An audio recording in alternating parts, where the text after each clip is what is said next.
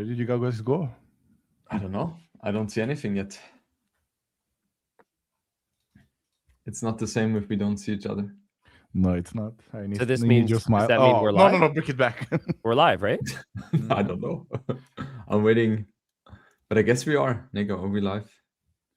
We are live, and he doesn't want to say because he doesn't want to like destroy. Yeah. The...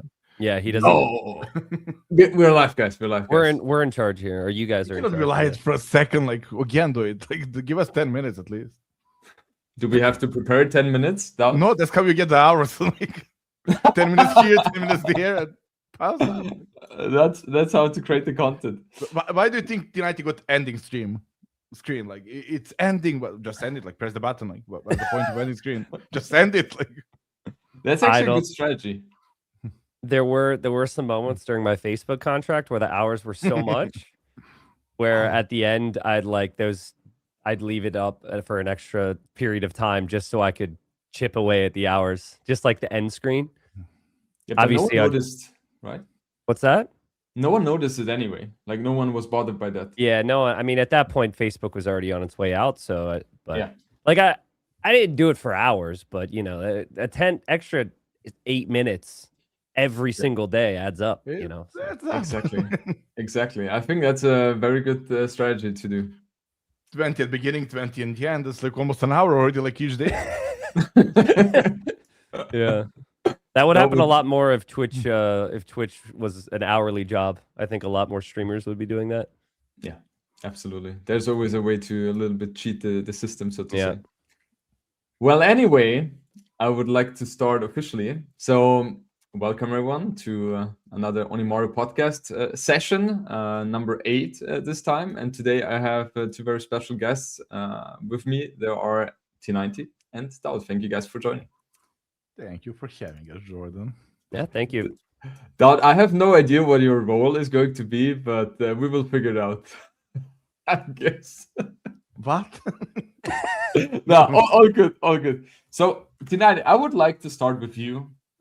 This is obviously going to be mainly focused on you. So, before we... Now, let me start with that question. I remember there was a time a few years ago where you were still doing Age of Empires part-time. And then you decided to go all out, full-time Age of Empires. What made you go with that decision? Was it something you thought about logically? Or was it something where you internally just felt like, I have to do this? Yeah, a few years ago. It's been a long time now. It is a mix. I tried to be as logical as possible, of course, because at that time, there wasn't a lot of precedent to be able to see that people were full-time in video games, much less like Age of Empires. Yeah. So I tried to be as realistic as possible and like think about the financial side and like the risks, etc. But also there was also the part of me who just really wanted to do it because it was a big passion of mine. And it was like I was right at the limit, I felt, where I could be comfortable or not. But it was like the only way to find out was like to take the leap and to try.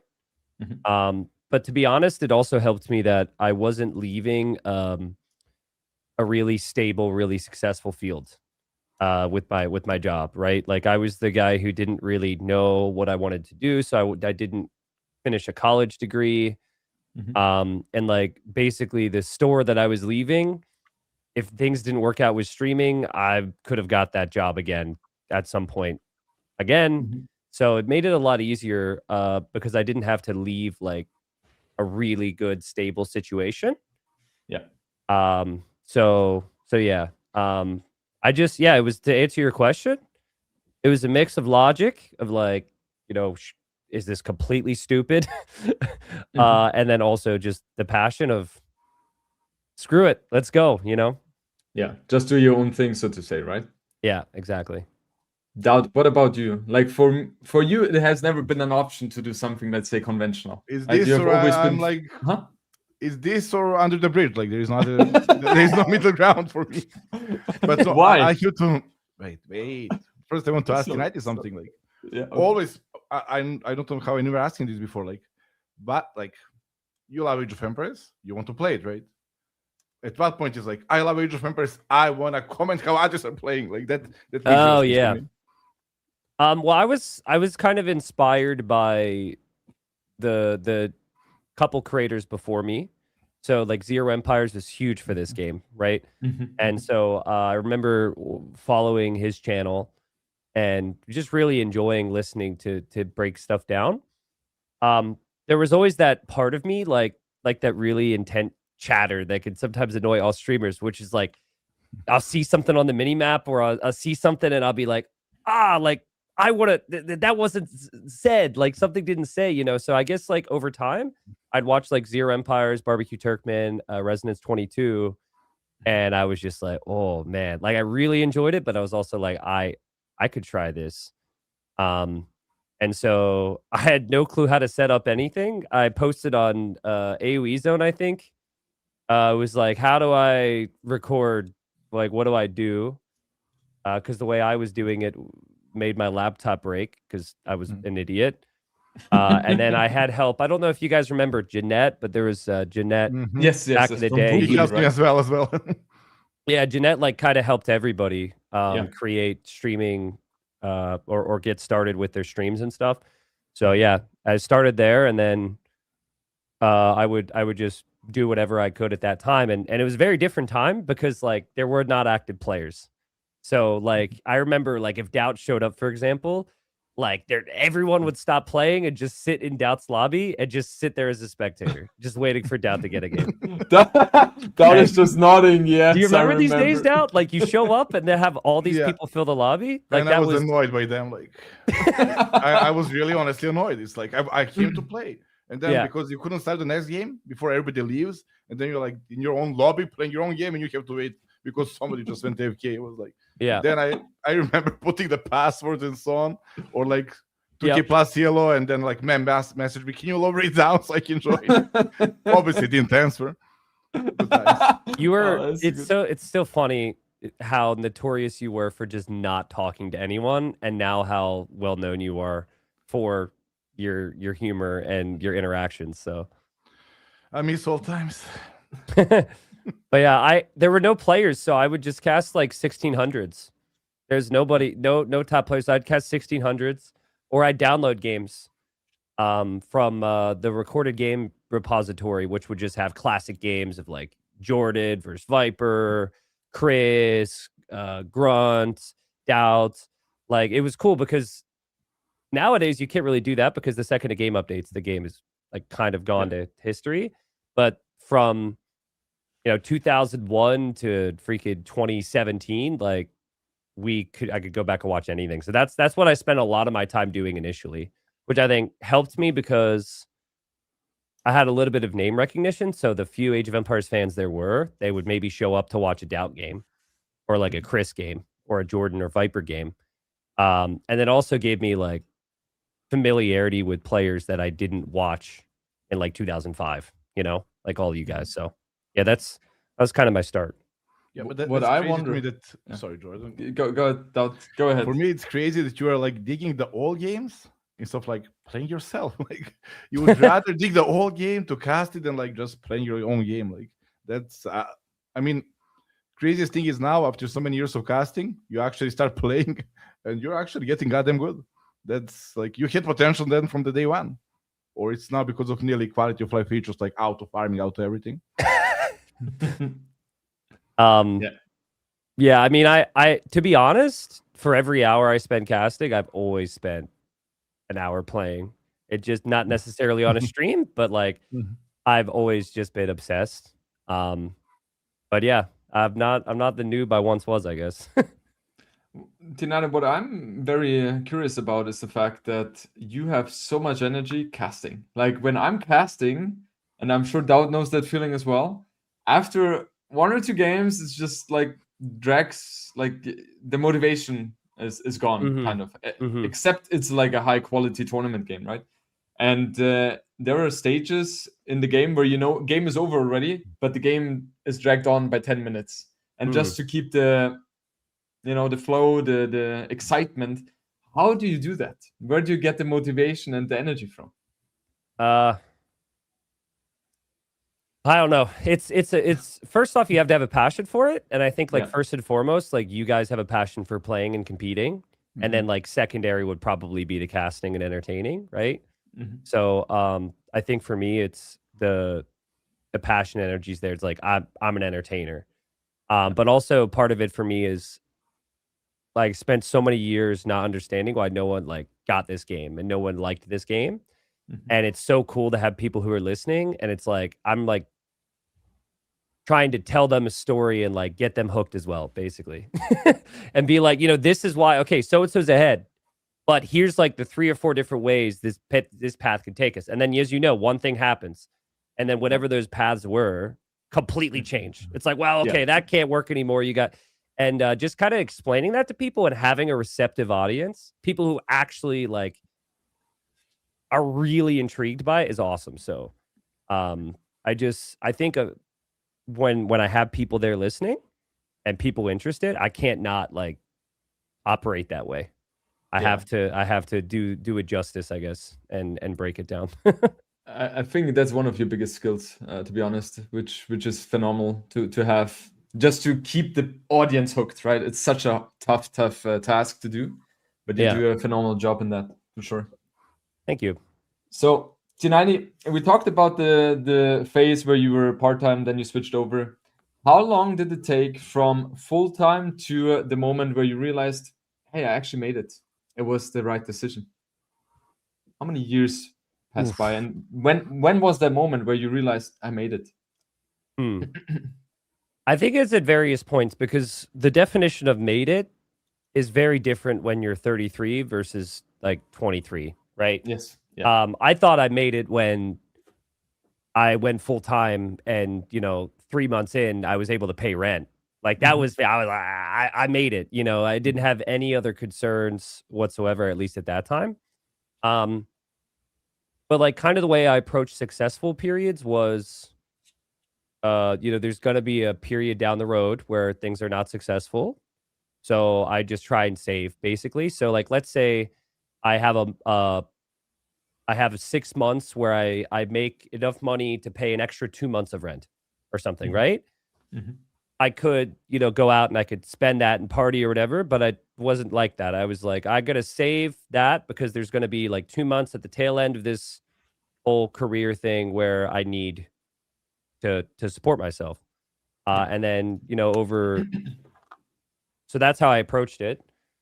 And that's pretty much how things went for a couple of years. But then I think where I was able to really make it was like to amass a lot more savings, so I'm more secure, able to like help my parents in ways financially that I would have never thought possible as they were like retiring and whatnot, and do it for long enough where I could actually like take care of myself, meaning like not go full send like 80 hours a week like I did when I was younger, and still come back and have a community there that supports and has interest. Like that's the biggest thing. The biggest worry is like if you take any breaks and you stop, people become disinterested and they're no longer going to support because they think you're slacking or whatever. So I think that kind of answers your question in a bunch of different ways. But the definition of made it has changed a lot. But I feel very I feel like I've made it now more so because I can have the periods where I'm really active and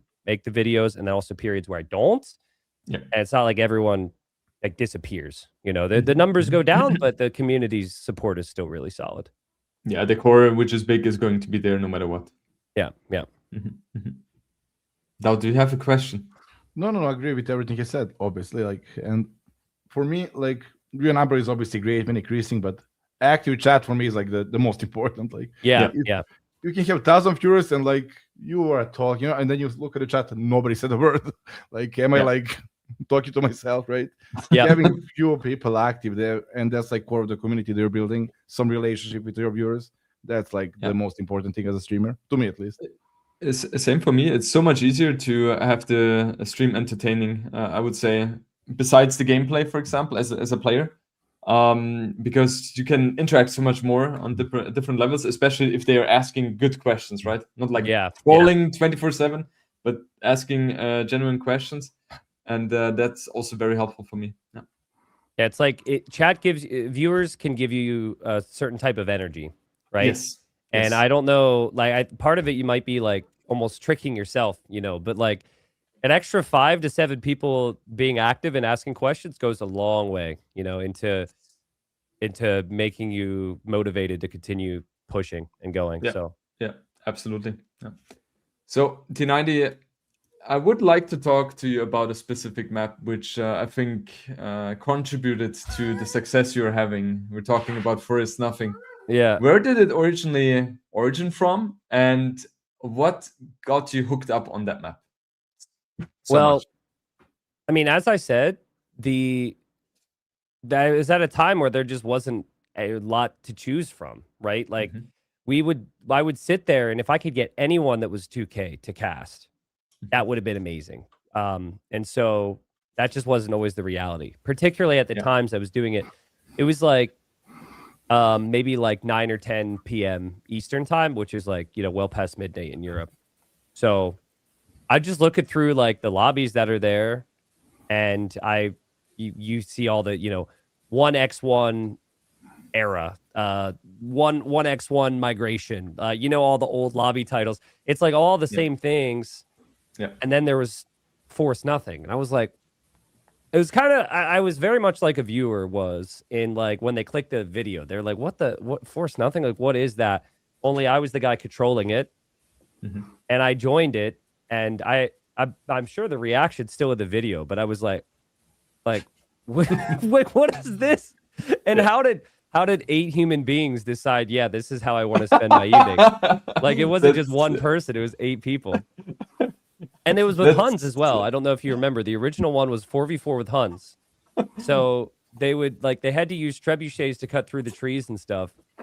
And it was insane. And so so it wasn't like a plan. It wasn't even a thought of like, this is going to blow up and be big. I actually thought, I really debated on if I should upload it, because at that time I had like 1,000 YouTube subscribers. Whoa, and I didn't want my dedicated viewers to be like annoyed. And some people were annoyed. Some people didn't like it. So I never would I have guessed that it would have, I don't know what it's at now, but like almost 2 million views. And that was one of a couple videos that really started to snowball my channel. So it brought a lot of people in, and then obviously you have then more motivation to make more videos, which are maybe not Force Nothing, more interesting. And then people went from Force Nothing to maybe a competitive tournament, maybe a really fun breakdown on like a legend or something. So I can well truly say, without that Force Nothing video, I have no clue where we are today. That video was huge. Crazy. Daut, what do you enjoy so much about Force Nothing? Because what T90 described earlier about how did 8 people think that this could be a good idea, that's how I feel all the time when I touch this map. Do you remember what you were thinking about Rage Force and everything I'm doing? Wait, you will get there. Give him some years. Yeah, I was saying I know T90 from like his Force Nothing videos, and like who watched that, or even first who cast other players playing that. Like I was like, what the hell is going on here? Yeah. But yeah, after some time, like actually Tato got me involved there, and it's just fun. It's just stupid. It's fun. It's something you never see, and there is something special that it's like just by chopping the wood, you have unlimited possibilities. Yeah, it's just nice. Once in a while, not every day. Yeah. Just to have something different compared to the standard things. So, T90, how would you say the experience with the Force Nothing impacted the way you saw the potential of content creation in Age of Empires? Well, at that time I was trying to be, like, for the most part, I was trying to be like really professional and really, official. And so then that was an example of like, oh yeah, a reminder, we're playing video games for fun, and it doesn't always have to be competitive. And it actually, it also sparked something in me, because I actually, as I was watching it, I was like, this is actually kind of cool, right? So it definitely showed me that that viewers like the silly and the crazy, and it immediately made me think, like, what more silly and crazy things can we find here, which eventually led to other Nothing maps. But it also like re-energized something in me too. You know, a little bit more of like that kid feeling of wanting that. So it was a good mix. And that started some of my mix of focus. So I would do competitive events and break down cool games from pros, but then I could also just completely switch gears and do like Berry Nothing or something, and or Wolf Nothing or some other crazy nothing. thing. So and it also really helped me. It really helped me to have fun entertaining too, because like back to what you said earlier, like you think 10 minutes at the end of a game that's already done is tricky to entertain. Well, Force Nothing game, the first 45 minutes, there's no one's attacking, you know, so you've got to find things to talk about, which I like. It's a nice little personal challenge. It's like the second I encounter a situation where my brain says there's nothing to talk about, there's another part of me that's like, no, you're going to find something, you know? And it also has to be like, it can't be completely fake either, because viewers will recognize that. It has to be something real and something fun. So, it definitely changed my approach. Crazy. Just to have the ability. I for example, when I cast Arena, like, what do I talk about? Except maybe how the matchup could, be like. Yeah. It's definitely hard to do that. Was that T90 also was kind forged in of Forest Nothing. It all makes sense now. If you want to start casting, we start with Forest Nothing. Everyone's doing it hardest wrong. level, and then everything else is easy. Like we can cast whatever. When you master Force Nothing, you can cast anything. Honestly, you guys are saying that as a joke, but I actually think that's a really good strategy. Yeah, sure. Yeah, absolutely. So T90, was that also kind of the starting point where you realized there's a potential for low elo legends? So Low Elo Legends was a different time. So they didn't directly translate. So again, imagine a world I'm trying to paint a picture for viewers, but like, the majority of pros were not active. There were many people were taking breaks or were not playing at all. There was very few people to cast. I'm online looking for games, and so I loaded up the new player lobby on Voobly, right? And so I went to the new player lobby, and I was covering. Now, new player lobby had its own elo. So back then it was like 1100 elo, but in the new player lobby. So I don't know what that equates to today, but they're noobs. And we're just watching this game, and it was just so messy. Like, it was a full-on tower rush from both, castle drops, knights, like crazy stuff. And I forget exactly what happened, like what the moment was, but this one guy, he didn't have the best of English, and he lost to something that he didn't think could kill him, and he just said in all caps, amazing learn, which was like, wow, I just learned something cool, I just learned something amazing. And I think he was also a little salty. So anyways, that was really fun. And so for the maybe 100 200 viewers that were watching at the time, we got a kick out of it. And so then, like, the next week, we couldn't find something to cast. Someone was like, let's do Amazing Learn. So before it was Lowy the Legends, it was Amazing Learn. But then I began to realize, like, you look at a YouTube title, no one knows what the hell Amazing Learn means. So I had to think of ideas. And, Lowy the Legends just has a nice little ring to it. And it also makes it very clear that it's noobs. So that's kind of it took some time to get there, but it was initially Amazing Learn and then moved into Lowy the Legends. I think on DE is when it became a series. So that's crazy. I remember when the lobby was created in Woobly, the new player lobby. Yeah. You made such an experience out of that. That's a very smart business move. It's cool. It was fun. It's like a whole different like world, right? And like you guys know, like so many. As Daut said to me once, it's like a completely different Age of Empires. Like so many different things are possible. It's the most fun one. Yeah, like, that's the proper Age of Empires. That's how it's supposed to be played. That's how devs intended to be played. Yep. Like not micro. Everything. Not dodging everything. Like it's like converting with monks. Everything like that's not how it's supposed to be played.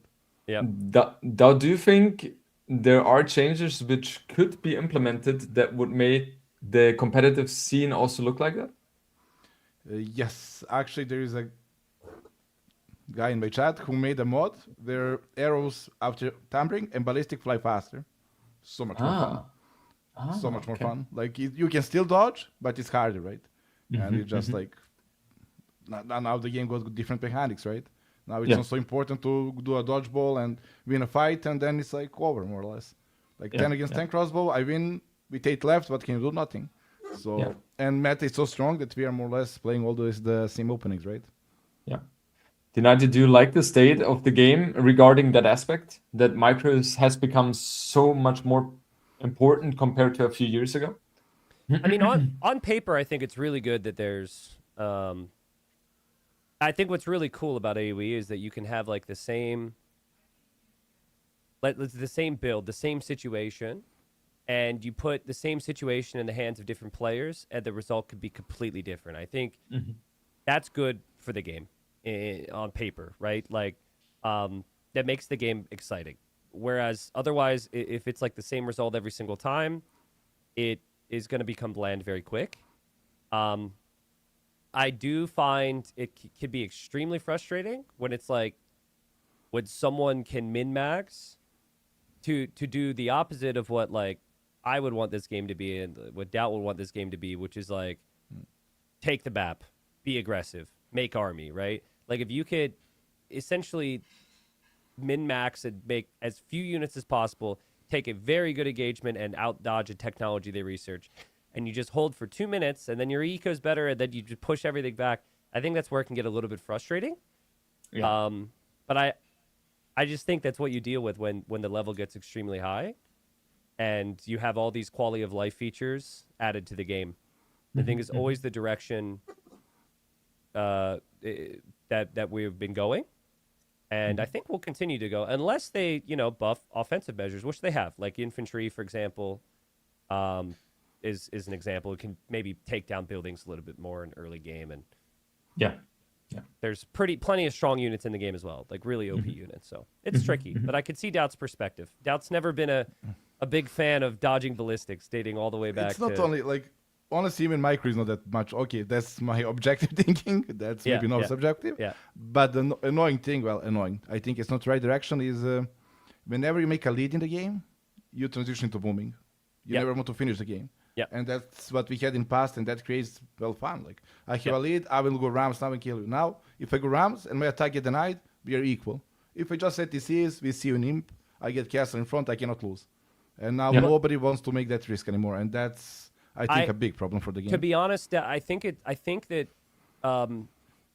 the maps play a huge role in what is viable and what is possible. And the second someone gets a slightly forward gold with 2 tiles of elevation, they're whining and complaining and, oh no, the maps are horrible, right? We used to play Arabia because the maps were horrible. That was the whole point. Like we play because it's going to be lots of army. You remember what the game used to be. You'd have like 10 villagers die minimum every feud village. Now it's like I still do. But no, like realistically, Daut, like if you're not playing for content, it's very likely it's 0-0 eco KD, or maybe 1-0 or something. Not anymore. Anybody else? Sorry, Jordan playing. And so in the past, no, but yeah. But I do feel strongly that like elevation and the way that maps spawn and all of that plays a big role in the meta. And I think it's this tough thing. So like as a tournament host, I create maps. You want it to be fair, right? Well, what you don't want is a situation where someone has like a map win, which people will claim now very early on, right? And so because there's so much more money in it and there's so much more to fight for, and you don't want someone to have a bad map because they will complain, it leads to very safe generations, very safe maps, and a very safe meta. But I think if you go into it, like, I think if the thinking shifts, I don't know how much of it is quality of life features and just players getting really good. I think that there could actually be a change to make the maps, like, way more punishing if you play defensive. Yeah. But I think that we've been in this, like, route of full wall your base, not a fan of hills, not a fan of forward golds for so long. I think there's a lot of people that are going to really not like that, and maybe we've gone too far. maybe we can't go back to the hills and like 1 TC being an option. Maybe we're all boomers now. Also, remember how hyped and happy you get when on Arabia you spawn with woodline without water. Yeah.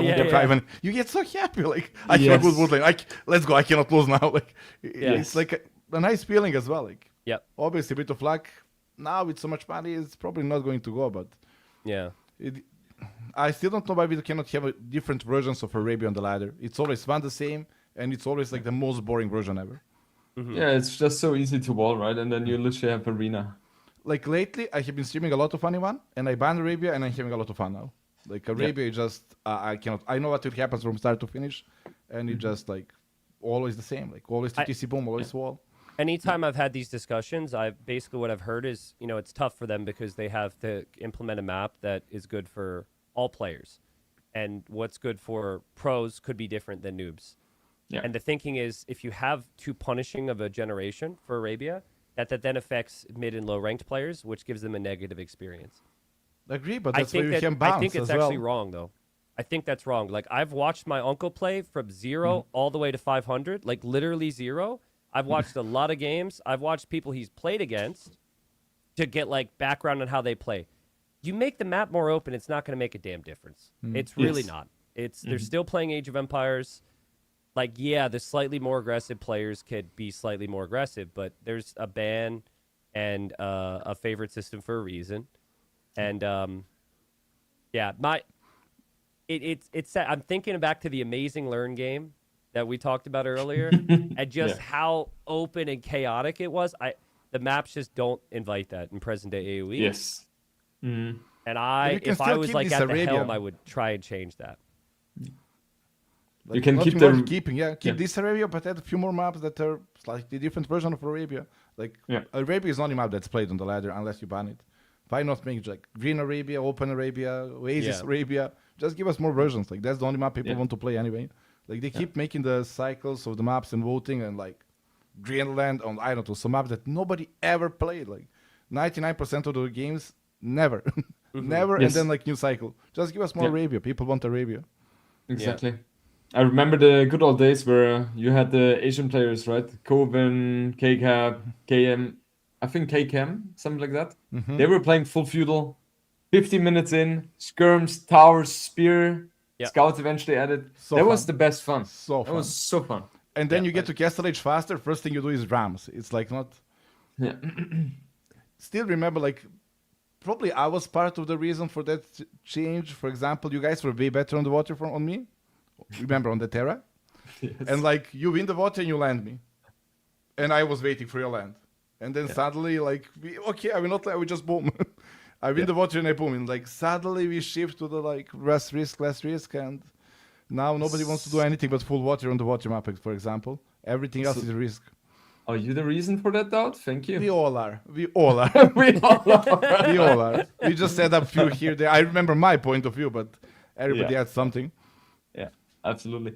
Well, you want to approach the game in a way which is the safest and has, like, let's say, the maximum of potential of winning, right? So, which is the case with booming most of the time, at least. Bring us back wall towers. More HP, cheaper on wood, and bring us stronger rams, and that's it. Age of Empires is amazing. Yeah. It could even get better, right? So, T90, right now, like, as I understood, you're not as active as you were a couple of years ago in terms of content creation. How did you back then manage not to get a burnout, and how did you balance that?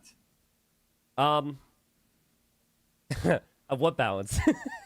I neglected everything else in life. That's what happened. I neglected everything else in life. I no balance. Missed my own birthday party, which my friends give me shit for because they were eating my birthday cake because I chose to work instead. I didn't see family as much as I should have, and I didn't call my mom and dad enough. I didn't exercise. I didn't sleep well, and I went full send, And at the time, I thought it was fine because, like, it's a lot of fun, and it was building something really special. But then you eventually hit a wall with that where it's like it catches up with you, like emotionally and physically. So yeah, to answer your question, I mean, I was younger. I had a lot of passion and energy, but I just completely neglected everything else for a period. And now it's like, what I'm trying to do, I'm still experimenting with this because I'm awful with balance still, but I'm trying to do a mix where it's like I have a period where I go full send, and then I have periods where I'm a bit more relaxed. So like this month, for example, I'm a lot more relaxed. But like TTL was full on every day into Red Bull. Yeah. And that works really well with me because my mentals struggle if I'm not working towards a goal. I have to be working towards something and doing something exciting. Yeah. But I can't do it to the same extent I did in the past, where I was, 10 hours a day every day and didn't care about my health. So, to answer your question, I just straight up didn't have balance before, which eventually caught up with me. And these days I'm trying to have better balance, but it's still tough because like it is always a feeling like you should be doing more and you're leaving viewers on the table and you could be, there's always something more you can be doing. And so there's that part in my brain that's like, like, what are you doing? Even though I'm being, I think, reasonable. Yes, that's a very hard one, right? Because you're always thinking there's more you could do. Yeah. Right? It's hard to find the balance. Yeah. Daut, how do you manage to keep the balance? Honestly, if all this was existing when I was like 16 younger or 16, 17, 20, I would probably be now like 41 years old virgin. Like, that's it. You have streaming, you have tournament, you have content. Like, I would be sit here all day, every day for the next 20 years, then regret after, but I would be glued, right? Like, I was playing like 15 hours per day and I had nothing out of that, just addicted, right? Now imagine like, oh, you have viewers watching you, you have tournaments winning, everything is growing and you have some goals and extra fun, also now you're earning as well. It's not waste of time anymore. All combined, I would never leave the house. Maybe it's good. It's good. It's different. Yeah, maybe it's good. It's just different. So T90, I would like to talk to you about a tournament series, which is personally for me, maybe even the best memory I've ever had, about Hidden Cup. Okay. Is that something you have on the agenda where you would like to host another one, or would you say not on your mind right now? I get this question a lot. I'm sorry then. Don't do it, Jordan. Yeah, I mean, next question. The answers that I give maybe are not going to suffice for people. Obviously, I don't want to tease anybody and say it's going to happen again. But maybe it's possible. The thing I'll say is, I know that the viewership's there and the support's there from the community and like the intrigue and all the things that is a motivation to do an event. But for me, it's like I need everything to all the factors that I weigh into consideration to click. And if it's not at 100%, I'm like, I'm just gonna wait it out. Okay. TTL is like a really big focus for me, and I still think there's things that could be improved there, which is I really think more important for the scene, and more beneficial in many ways. And also, with Hidden Cup, every single one has to be a big step up, which is a big task. So it's a hard one. Yeah. Again, no answer, and I'm sorry about that, but like, it's my baby. It's one of my babies, as I say. And if I bring it back, it's gonna need to be great. So there's still some lingering things that happened in the previous one that were very tough behind the scenes to manage. But some time is passing, and I've got some ideas. So we'll see. Sorry to be vague, but no, but will I be invited? Hidden Cup answer. Will I be invited? What was it last time, Daut, that you invite back in me? Can back in me be invited? We'll see, Daut. That's actually what I'm trying to work out. Waiting for Daut to get a top 4 finish in an S tier, and then the next thing you know, Hidden Cup gets announced. That's and the we only invite honest the answer. top 4 from the previous event. So we're waiting. Next next one. That's what we keep telling each other. T90. So you were saying TTL. I mean, it has had a change this year, right? It's not twice a year anymore, but it's once a year, but way bigger in terms of the prize pool. Yeah. You were saying that there are certain improvements you would like to have for TTL. are there specifics you have in mind you want to share? I'm trying to decide on if my admin team would be annoyed that I share these things. I didn't know this was going to be a question. No, if it's something it's uncomfortable, don't answer. No problem. Yeah, I have a lot. I mean, the core of it's going to stay the same. I think the thing that the main things that make TTL what it is will stay the same. I think there's always things that could be better in terms of maybe the draft or the maps, but more so the schedule and the coverage. The playoffs as well, like all that stuff could be a bit better. There's many factors like the schedule we're given from Microsoft, other events that are happening.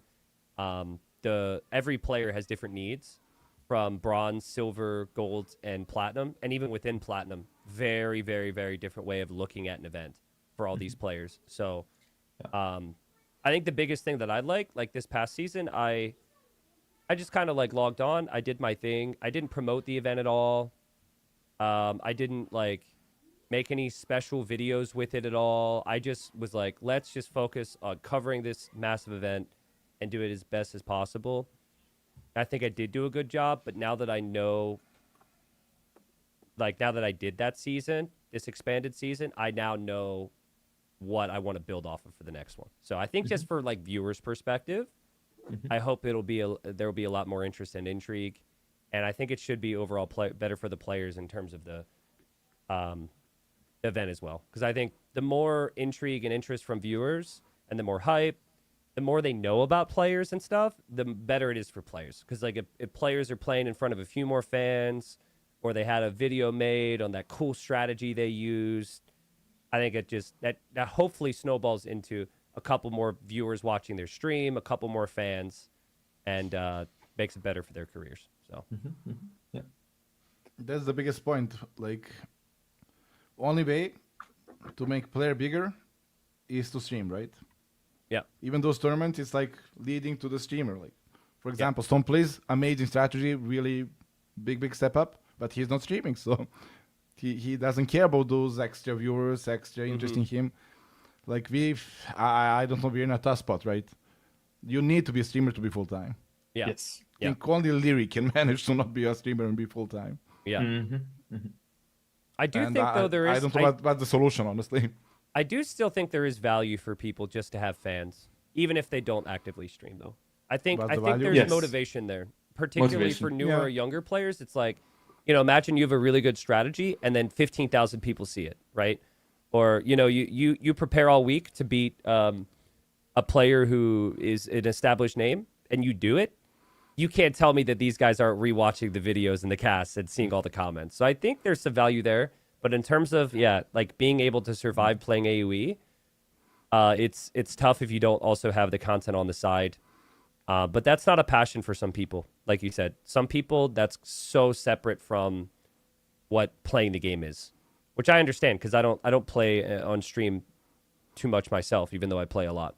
But the problem is now to compete, you need to invest way more time than before. And to invest way more time, you need to be full-time or you're out. Or you're a teenager and you got a few more years and then you are either in or out. But if you're not streaming, you're out. And I think that's a problem. Yeah, the competition like Sebastian is like so probably hard. The biggest example. He's an amazing player. And he now is starting to stream as well. And that's the only way, right? Yeah. Sebastian, as a new young hope, should be just full-time player, right? It should be enough. But I don't think it is. Yeah, it's a tough business in Age of Empires in terms of the competitive scene. It's like the top 30 are so close to each other, I feel like, that you have to invest a lot to really make the cut. And that's a tough one for sure. And if I invest in a lot, you need to invest a lot as well. And only one wins. Only one wins. Exactly. Yeah. So, T90, now a question which I personally like a lot. Who do you think has impacted Age of Empires more, Hoang or Phosphorus? Well, Hoang 100%. Hoang? Really? Okay. Yeah. Phosphor never plays this game if not for Hoang. Like that's the words out of his mouth, right? Like Phosphor was a viewer who would watch my Hoang casts. Like that was what it was. He would watch that, and then there was like a click in his mind where he was like, why does it so and so try this? Because obviously, like Hoang he does have a couple strategies he's really committed to, but it's not like more than 5, right? I only know one. But like, and even then, it's like Hoang's other strats are strats that people knew. So yeah, from Phosphorus' mouth, like he pretty much started his all-ins because of Hoang. And I actually have a really funny story I can mention. So I did a show match with them maybe a year or two ago. They played 7 games. I watched it. And I think Hoang won 4-3, right? Yeah. And so Phosphor gives me this paragraph. We finish his paragraph. He's just like, thanks so much for hosting this. Like, it was an honor to play, especially against Hoang, because Hoang is my inspiration. Like, he's the reason I play AoE. All these nice words. Yeah. I send it to Hoang. Now, in Hoang's defense, he doesn't have the best of English, right? So who knows what he knew from this paragraph. But I sent it to Hoang, and I said, thank you, Hoang. And Hoang says, 11, he annoying. which Phosphor wasn't offended by. I think that's literally just because like Hoang created a monster who can actually deal with his nonsense. So Hoang got to taste what it's like to be like against the crazy, you know? Exactly. Yeah. Exactly. They both are kind of the monsters, so to say. Yeah. Vampires. Yep. So Daut, you have a different view on that? Do you think Phosphor has impacted the game more? Modern era for sure. Like even Viper started using that in tournaments, right? Yeah. He was practicing Bengalis against me, like for KOTD. We did so many games and like he couldn't lose. It was crazy good. Yeah. And imagine like Hoang never inspired top players. Like we never see Hoang strategies in tournament. Here we saw it in finals like 3 times. And that's a big deal. Yeah. No, I just to jump in there. No, I definitely agree.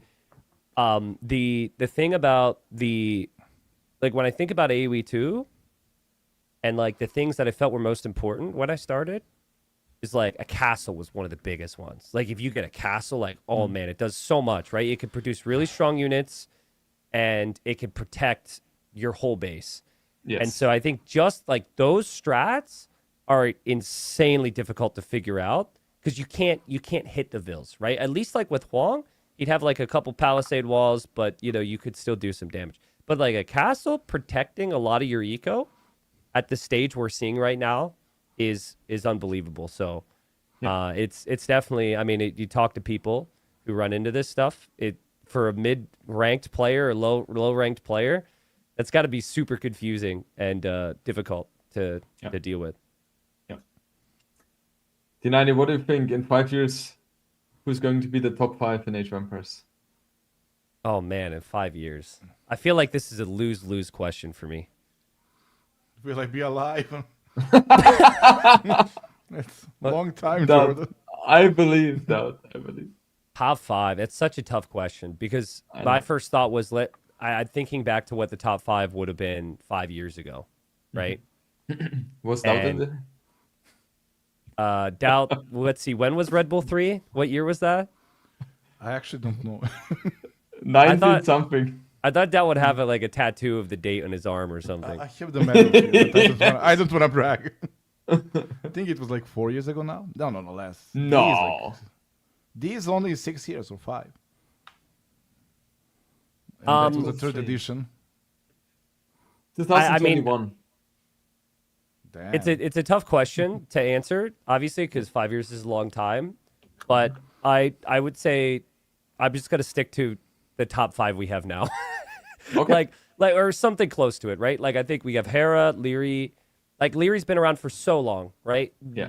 There's no way Leary's dropping out of the top 5 unless we see more talents rise up, in my opinion, or he commits less time to the game. So I think you got Hera, Leary. Sebastian's only getting better, and I think he's current top 5. So I think because he's still, in my opinion, getting more consistent and getting a lot of good reps in, like in learning, he's still got room to grow. I would put him there. The 4th and 5th spots get tricky, right? Because like Viper, you could argue has had a big fall off, but Viper with a big fall off is still usually top 5 or around there. But you just don't know how much can change in 5 years in terms of energy, commitment, motivation. Like, I think 5 years is enough time for for the young players to start to come in because they have less going on in life and more to commit to. Yeah, so like, I don't know, man. This is a tough question. By the way, viewers, I was not prepped with any of these questions. I didn't know I was going to be asked any of this stuff. So it's also live as well. So we're not even editing any of this stuff out. Yeah. Yeah, I don't know. Like Mr. Yo's one that comes to mind too. Like, is Yo still in the top 5 conversation? I don't know. No way. I think I don't he's think a in huge 5 years. drop soon. By the end of the year he's gone. I think in Warlords he's struggling as well, right? So Hera, Lyri, Sebastian I see as well. With the 2 remaining spots, I would struggle as well. Do you go someone young like Lucho or Lewis? Yeah, that's what I'm thinking as well. Prisma could be up there as well, right? Yeah. Daut, do you have any idea who could be there? How old is Andy? He's like 28, 29 or something. I don't see Andy. Andy making the push for top 5. Andy is doing well, but top 5, I don't think as well. Lewis. Yeah, Lewis. Sadly, but it's Lewis. Yeah. Yeah, I could see it because he's had a very quick rise. He's getting lots of valuable reps, and he's also. I mean, it's hard to know what everyone's situation is in life, but he's young, and he could commit the time and the energy. Yeah. And he's streamer, most importantly. Like he can commit now. Yeah. Daut, what is your top 5 GOAT list?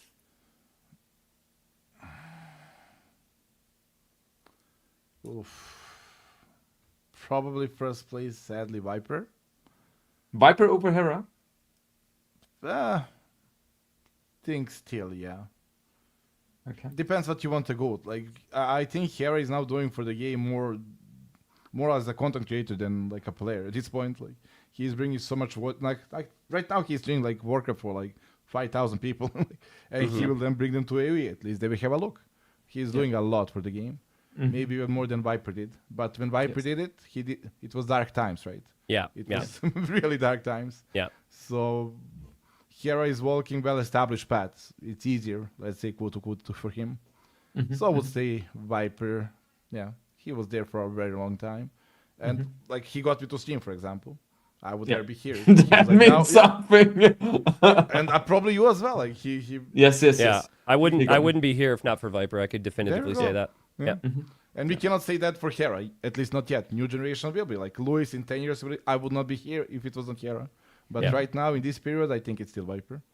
Yeah. So Viper and then Hera? Then Hera for sure. Then you, I guess, right? Then me, I guess. And then Chris. Chris, okay. I want to put Capoch high because he's still there after so many years. But somehow I cannot. I think Helen. Like or Grant. No, probably Grant. No, Grant. I think he was the most talented player, most dedicated player at that time I saw. But would you rate Grant higher than, let's say, Lyri or Yo? Yes. 100% I wouldn't. over Yo, Lyri. Well, yeah. You're looking at the skill, but at that time, and there was no record games, when we were in the darkness, they were top players. And Grant just shows up and win a tournament, and then he's gone for 2 years. Then shows up again and win a tournament. That's that's different times. Cannot compare those times and today times. Then we didn't dodge ballistic. We did the loom for boars. You cannot compare the skill wise. Lyri would destroy Grant. But overall, that was a long time. Game is here for 26 years. We have to count those first 6-7 years for something. Yeah. And Grant was dominating then. Yeah. What about you, T90? What's your top 5 GOAT list? Again, it depends on what we're referring to. Obviously, I think I'm inclined to agree with most of Daut's list because I think of the impact that the players had. It's funny if you look at Daut's list, it's like I bet you if you ask everyone on that list, they were all inspired by the other person in there, right? Yes. So and we're not here in 2026 without foundational members of the game. So I think we're at a stage. I think people have really forgotten the amount of impact that Vipers had. I think because they just think of Vipers a bit more relaxed now and not winning everything. I really think people have forgotten a little bit. Some people, anyways. So probably Viper. I think Hera's definitely there. And then after that, Daut would be my third. And then fourth and fifth is tougher for me because I didn't watch Halen and Grunt and like play with them to the same level. Chris was huge. And like the rivalry that Daut and Chris had was super unique. It was amazing. So I think Chris Chris wrote a freaking book on the game back in the day. And Chris, like, if he does show up, he's still like 2K4, 2K5. He's just playing ranked ladder. Like he's really good. So I'd probably throw Chris in there, but I don't know. It's tough because I see your argument, Jordan.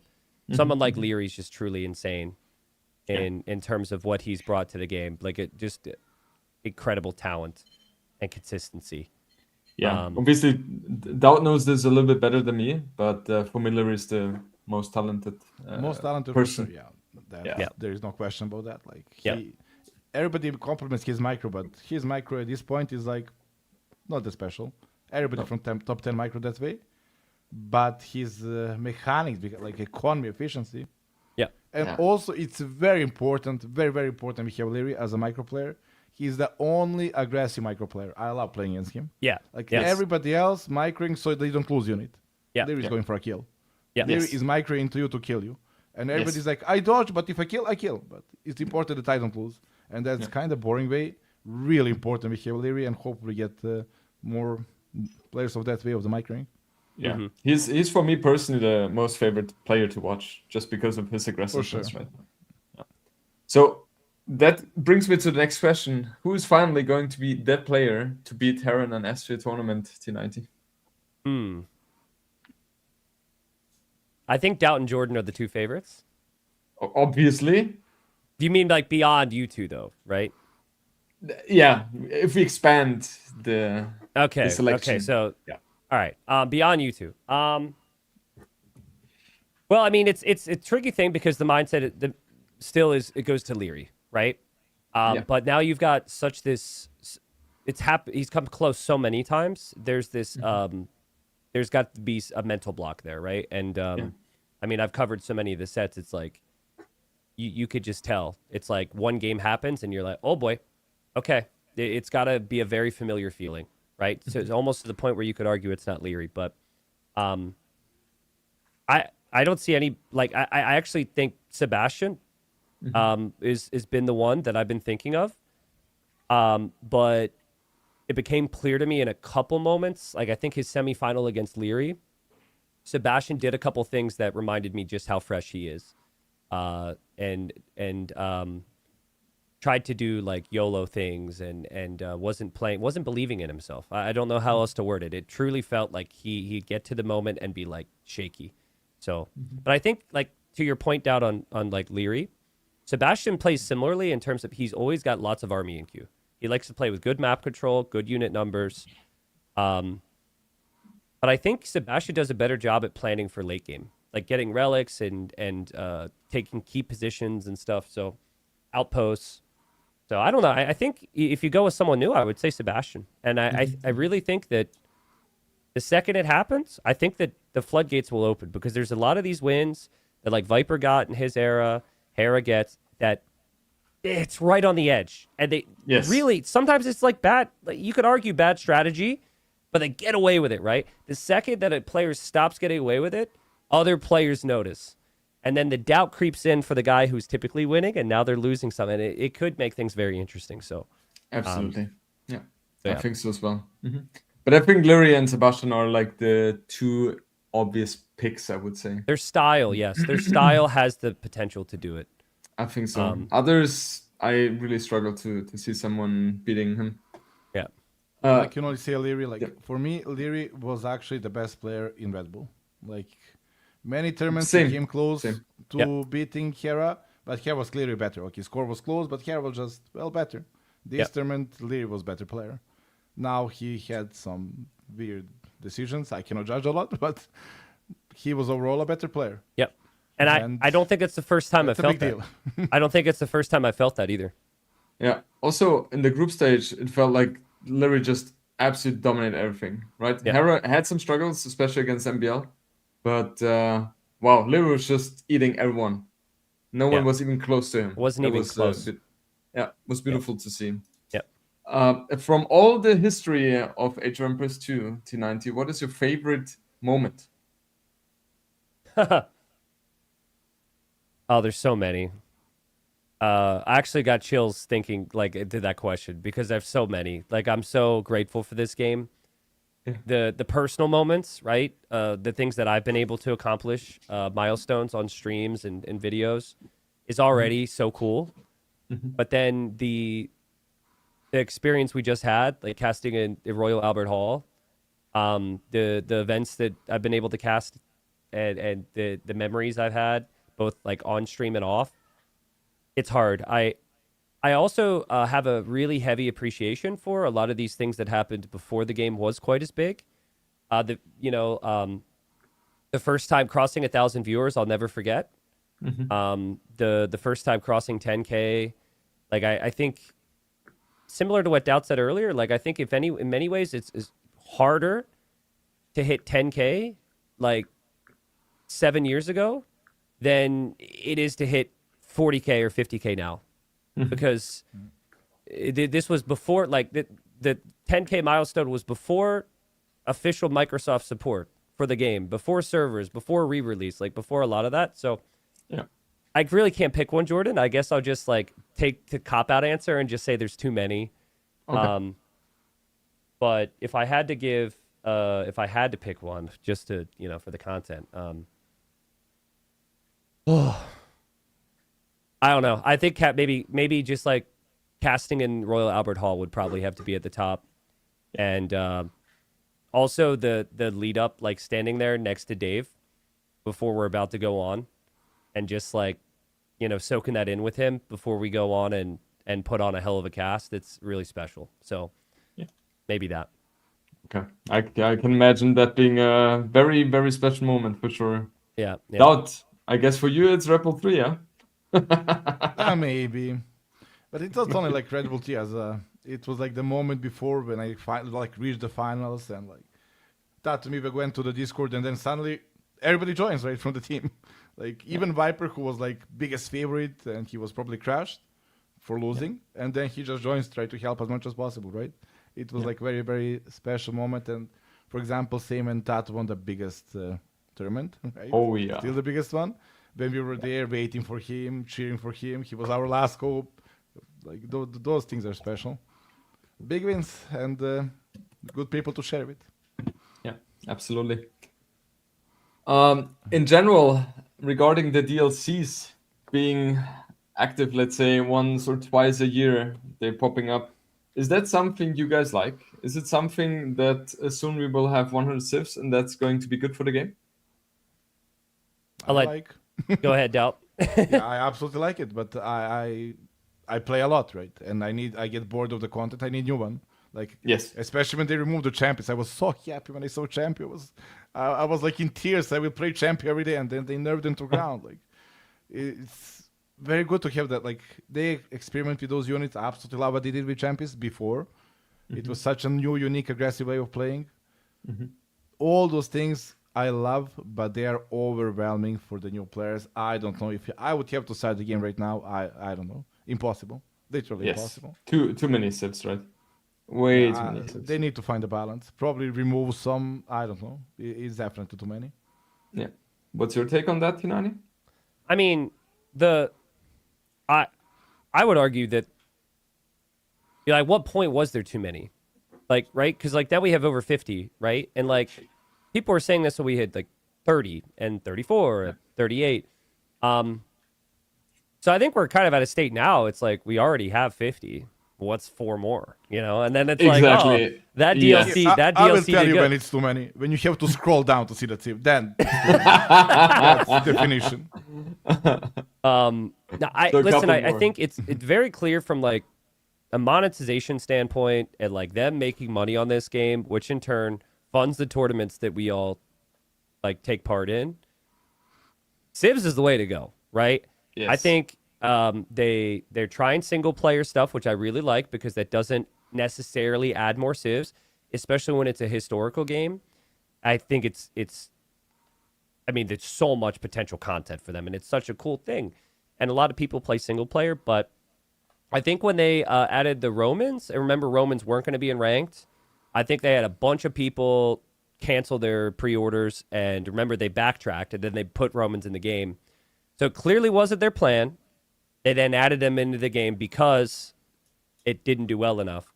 So I think they're in a situation where they're gonna continue to release more civs, which is good for people who like to experiment, which is good for content creators.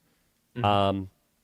Yeah, and I think we should get used to it. Mm-hmm. I don't see that changing. I think that mm-hmm. should continue. Now, what I'd like to see is like the pacing of it be healthy.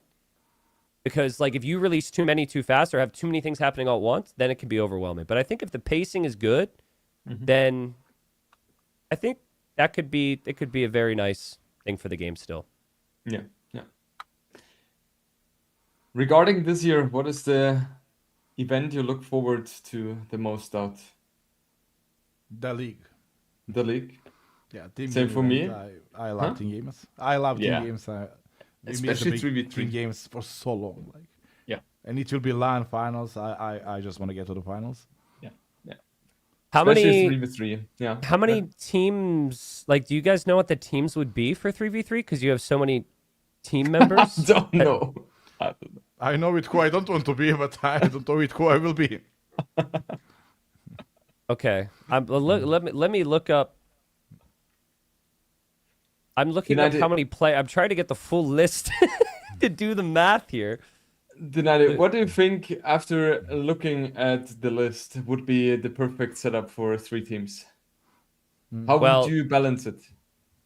Well, you have 10 players, so that means one person is guaranteed bench, which is kind of fun for banter. Not gonna lie. Yes. Jordan, his bench warmer, like he done that for 10 years, like he keeps it warm and cozy. Unfortunately, Fire is not here anymore. It's really tough because I would say like Viper, Daut, Tato, Jordan, and then have one of them like rotate in, right? But I think of you 4, like you're all such good caliber players, no one really wants to be sitting, and they should be playing. So I don't have good luck with that one. You guys need to fight over that, I guess.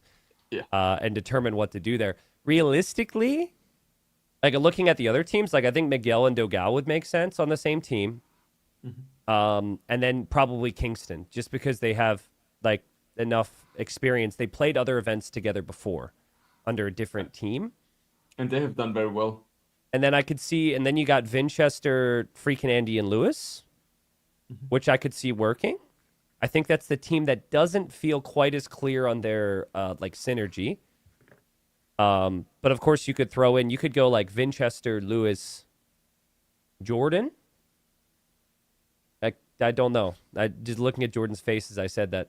So I have no answers, but it certainly makes things interesting because you guys are going to have 3 teams, I imagine.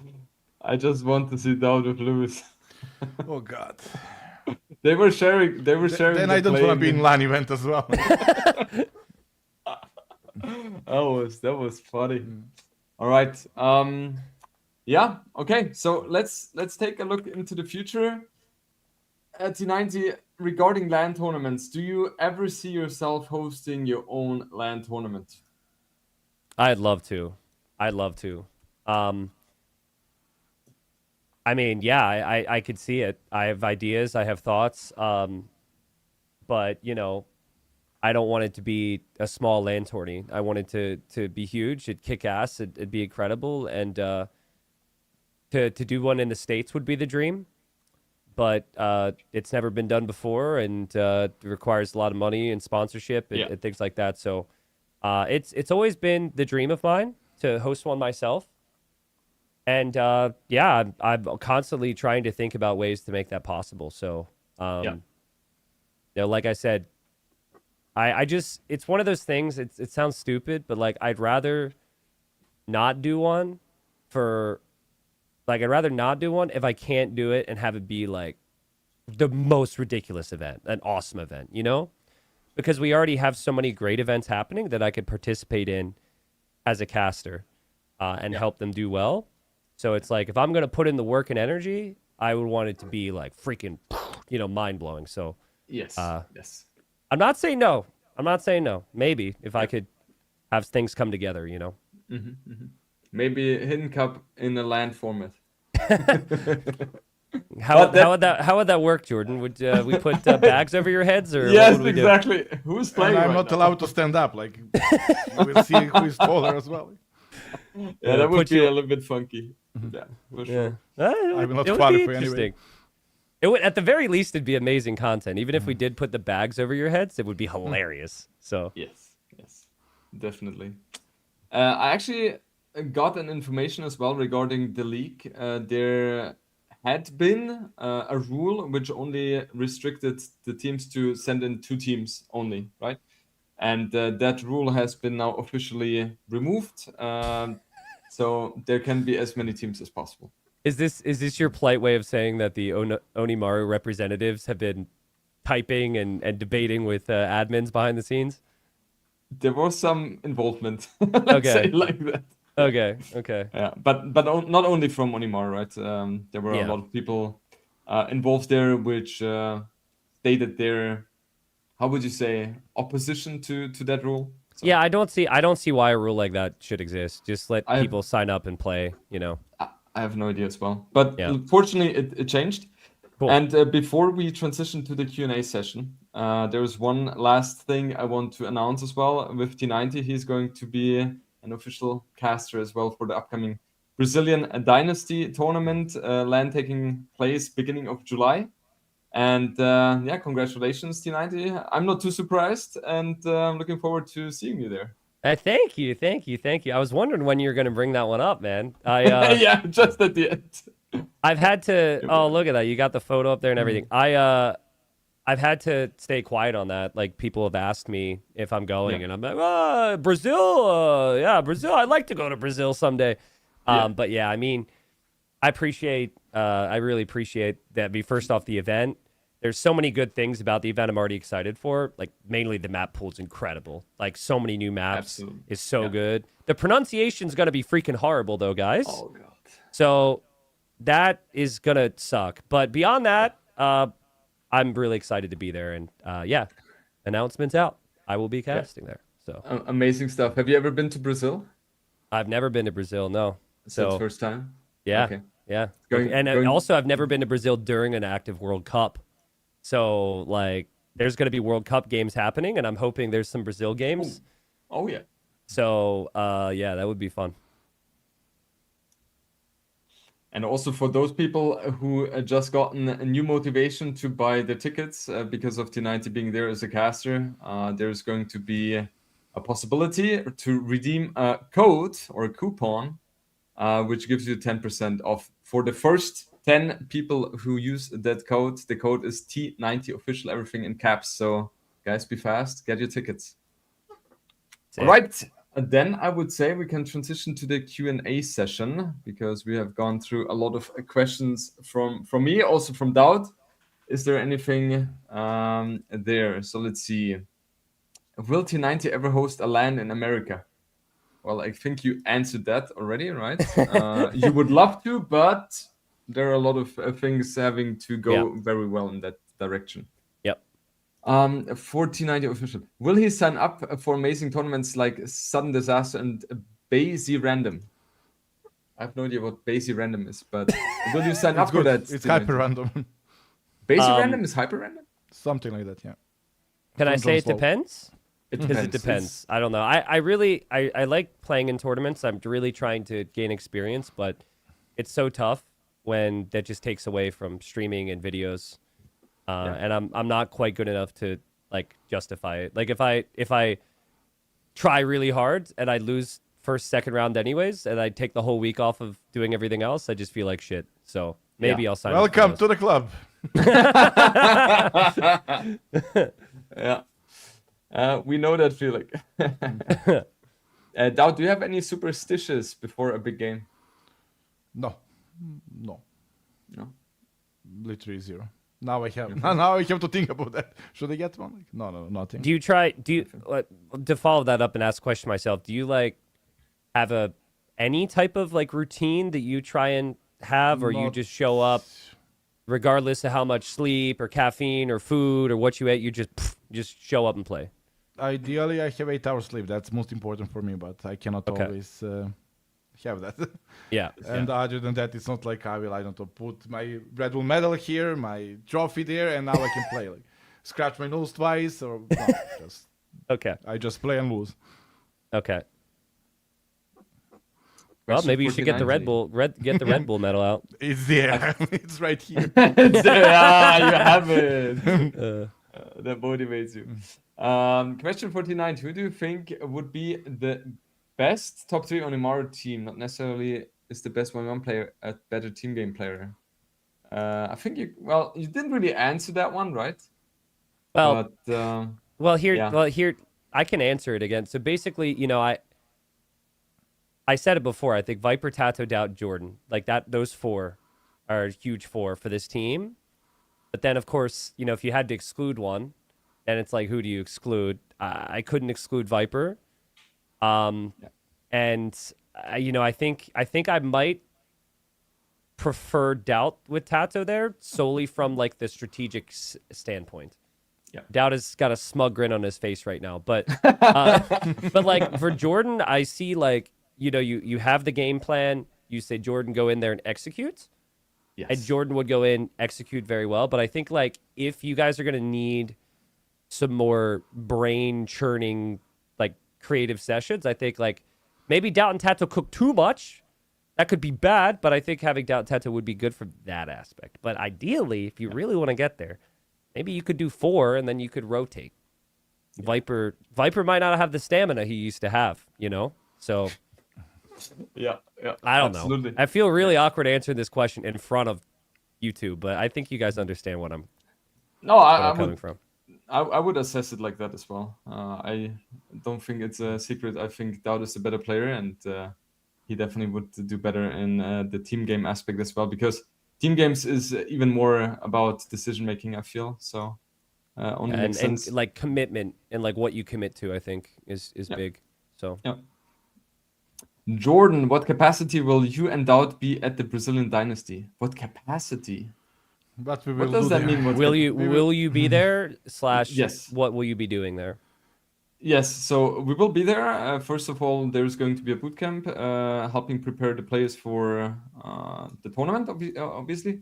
And then Daut is going to be the entertainer at the LAN event. And I may be cast. I don't know. We haven't talked about that specifically yet. Sick. I didn't actually know that you would both be there, so that's awesome. Yeah. Well, we cannot qualify. We will be puppets. We will put the mask and dance. I don't know. I'm more excited. I'm more excited that I'm going, knowing you guys are going to be there. So it's shaky. It's going to be fun. Yeah, it is. Do you see anything similar to NAC coming back? I always like those tournaments, as you got to see the personality of the pros and created great moments, like Mr. trying to explain Buchholz. Do we see something like that coming, guys? I think that's going to be unrealistic, I guess, right? Because that's so special for Nili, and I don't really see Nili being back to the scene in that regard. My take would be that it's very easy to replicate the field that they're requesting, but doing an apartment cup and trying to do NAC, like, let that be. It's his own special project. Daut shouldn't host like Daut's apartment cup, and try and do the same feel. It should be your own unique idea. But I think there's a lot of value in like a very... That was not Nili's unique idea. Sorry to interrupt, but that was not Nili's idea. He stole it. True. In Age of Empires it was, right? Yeah. But like you could have more. It's all about how you design what your LAN is going to be, right? Like if you have the setup with the couch and have cameras throughout some of the rooms, like I think that could give a similar feel. That's my take anyways. It doesn't have to be like everything super hype and professional all the time. Sometimes that can actually be a downside for people. They like the more personalized, relaxed feel for an event. Yeah, I remember the first 2 editions of NEC, the ones I attended they were special. Mm-hmm. They were special. That was not like the high level of professionalism, but just the vibe it had was just perfect. It was so good. Yep. Now, next question is directed to you, and it's something I have no involvement in, okay? Daut, how are you still so overconfident in your skills and ranking when your results show otherwise? Who said I'm overconfident? Like I'm losing left and right. How I'm overconfident? Like, no, that's the problem. I play better when I'm overconfident. I lost confidence completely.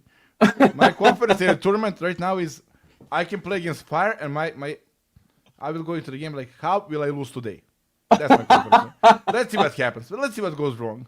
Let's see another hole. I don't know. Transport dying to the TC instantly never happened in 20 games. Like, let's see what can go wrong. That's my attitude right now. Okay, so no overconfidence here anyway. No, only in front of you. Because you do even you do even worse than me. No. T90, have you updated the banner with the new civs? That's quite funny because we talked about that before the show went live. No, and I'm gonna have to. My plan is to have this whole thing recreated with some of the new civs, but yeah, that's a good question. Yeah. How did Daut and Jordan enjoy Brazil? Did they have culture shock during the bootcamp? Daut, I'll let you answer that question. No, I'm not doing the bathroom thing again. But overall, well, city as a city. We didn't get to experience a lot of like Brazil. It's just like city. You go, lots of tall buildings. You go to a place where you work, and you go back to hotel. You didn't get like the Brazilian vibe that I would expect to see from TV shows or whatever. Yeah. Maybe next time. Are there any shisha bars in Brazil, Daut? No bars at all. I didn't see anything. It's only buildings. Like, not even like not even a normal bar. No. Well, I will help you find a bar. I can tell you that much. That sounds good. Yeah, Daut will join you for sure. Yeah. Daut, have you already healed from your crushing Warlords loss? From Warlords, yes, but the Brazilian Dynasty, that one hurts more. I was so prepared. I love that tournament. I saw myself not as a qualifying. I was like, let's win the damn thing. Like, I love the maps. I had a really good preparation. I was really motivated, and I did well, honestly. I don't think I played bad against Sorokumi, just like two very unlucky losses. First, like 3 minutes game, cast it in my face. Second, transport, and third, he prepared strategy. That's it, and I'm out. Overall, I'm happy how I played. Yeah. You were also playing super well in preparation or in practice. Question for all three. Which teams will manage to get to Division 1 in the league? And do you think there will be a surprise team which will qualify in there? I think that one is very hard to answer because we don't know the sign-ups yet, right? Do we know the maps? Are the maps announced? No, not yet officially. I think it will be one more week until it's really defined. Okay. Or final. Yeah. Is Viper, Vinge, and Lewis the best Onimaru lineup right now? Daut, I'll let you answer that one. Who? Viper, Vinge, and Lewis. Lewis? Best in anything? Viper, Winchester, Tato, probably. Yeah, I would agree. Do you think there's an issue with synergy there? Just because they haven't played together and they don't have that like long lasting experience together? With Winchester, no. Like, because we also every single XGL player practiced a lot with Winchester over the last 10 years. Like, we know each other very well we never played a team game tournament, but it's like you feel more comfortable around him because, well, you know each other for so long. Okay. Can I pick a question to answer, Jordan? Sure, go ahead. Okay. Ricardo asks, how to improve the popularity and talent of AoE2 in the USA? When is the USA LAN happening? ? Well, I'm glad you asked. There happens to be a USA Cup happening right now, which has started recently. The qualifier's going. So there's quite a few. I think we have... Actually, I'll ask you, Jordan, if you had to guess how many players 2K Plus rated signed up for this USA Cup, what would be your number of 2K Plus players from the US? 15. Okay. Daut? 10. I think it was 23. 23? Yeah. 2K players in the US. And that's just as a sign up. So we had a couple people who didn't sign up. So wow. We do have and we also have more active players than any other country. The problem is we don't have like a top 10 or top 20 talent, you know. And so that's so realistically, I think a lot of these people who play for the US recently came back And as we've seen with, it takes some time for new emerging talents to make a mark. Yeah. So, I mean, I don't know if you could specifically target the U.S. being good, but I think that the fact that we have so many players is a good sign, and hopefully in time, maybe more events like the USA Cup will inspire the next generation. T90, last time you were second, I think. What's your goals for this one? My goal is first. Yeah, so you definitely want to win this one. Yeah, I would love nothing more than to crush Daniel. Yeah. Realistically, he's a really big favorite. Yeah. So I'm gonna try and keep expectations simple. Consistency is really, really tough from set to set, and there's a lot of really good players. And I also know that a lot of these younger players are training like crazy. They would love nothing more than to kill a caster or Daniel. So yeah, it'll be a fight. Yeah, I'm curious as well how that one is going to turn out. All right, I think we can conclude this podcast. It was a lot of fun. Thank you guys so much for joining T90 Daut. Looking forward to more in the future for sure. And thank you everyone for watching as well, for tuning in. Yeah, I wish you a great day, great evening, great day, whatever. And see you around. Bye-bye.